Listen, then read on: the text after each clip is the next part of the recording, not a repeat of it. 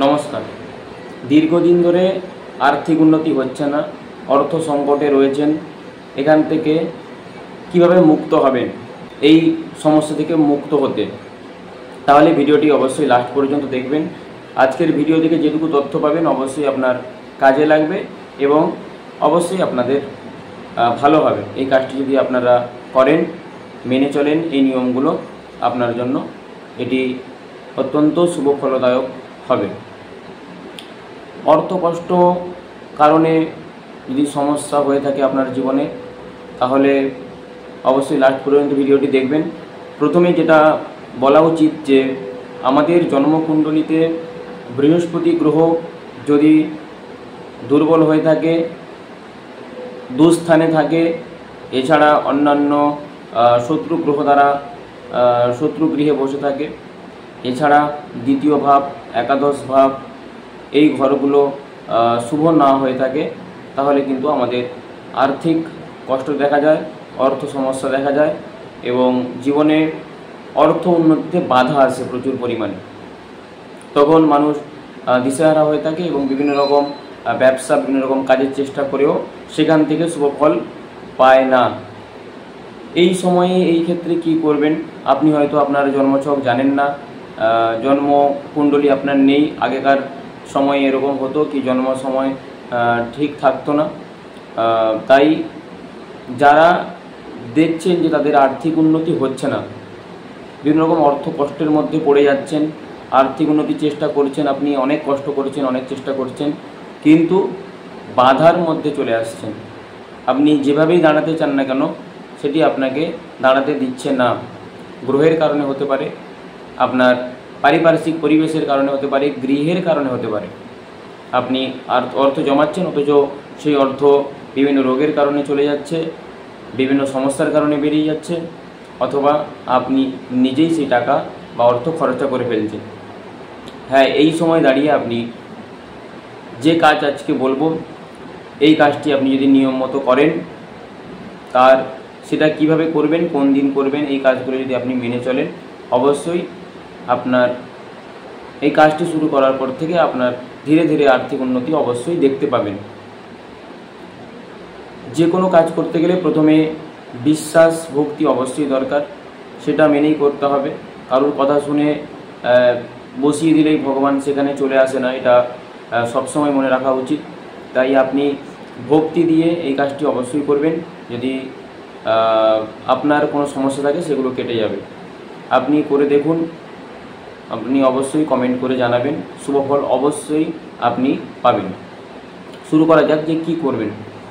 দীর্ঘদিন ধরে যদি এই সমস্যাগুলো হয়ে থাকে, যেগুলো আলোচনা করা হলো, এই সমস্যা হয়ে থাকে, তাহলে এই মতো অবস্থায় আপনি একটি যন্ত্র কিনুন।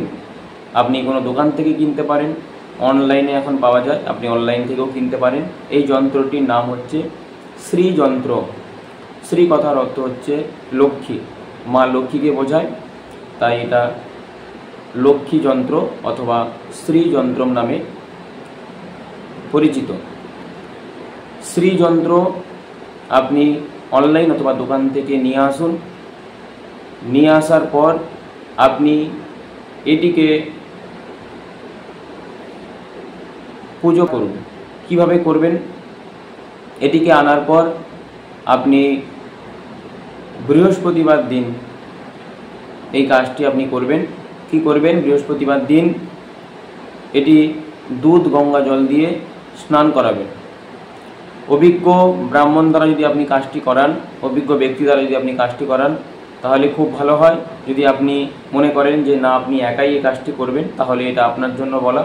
আর যদি মনে থাকে না আপনার কেউ পরিচিত ব্রাহ্মণ অথবা পরিচিত মানুষ রয়েছে যারা এই কাজটির জন্য দক্ষ ব্যক্তি রয়েছে বা এই কাজটির জন্য খুব পারফেক্ট মানুষ, তাহলে তাকে দিয়ে করাতে পারেন প্রতিষ্ঠার ব্যাপারটা।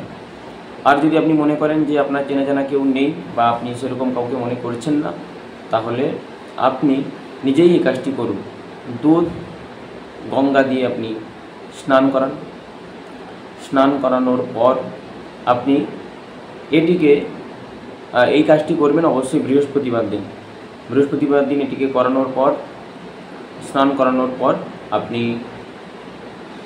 বাড়ির উত্তর পূর্ব অর্থাৎ ঈশান কোণে এই যে মায়ের শ্রীযন্ত্রটি রয়েছে, দেবীর শ্রীযন্ত্রটি রয়েছে, আপনি বাড়ির উত্তর পূর্ব ঈশান কোণ যেখানে আমরা ভগবানকে রাখি সেখানে এই শ্রীযন্ত্রটি প্রতিষ্ঠা করুন। প্রতিষ্ঠা করার পর আপনার পুজোর যেসব দ্রব্য রয়েছে আপনি সেগুলো দিয়ে পুজো করান। পুজোর অনেক ডিটেলস ব্যাপার থাকে, তাই এখানে বলছি না। এখানে পুজো অনেক কিছু দিয়ে করা যায়, আবার সংক্ষিপ্তভাবে করা যায়, আপনি আপনার সামর্থ্য মতো করবেন। আপনি নর্মালভাবে বলতে গেলে আপনি ওই চন্দন, লাল চন্দন, লাল ফুল, পদ্ম ফুল অবশ্যই জোগাড় করবেন। পদ্ম ফুল লক্ষ্মী দেবীর খুবই প্রিয়।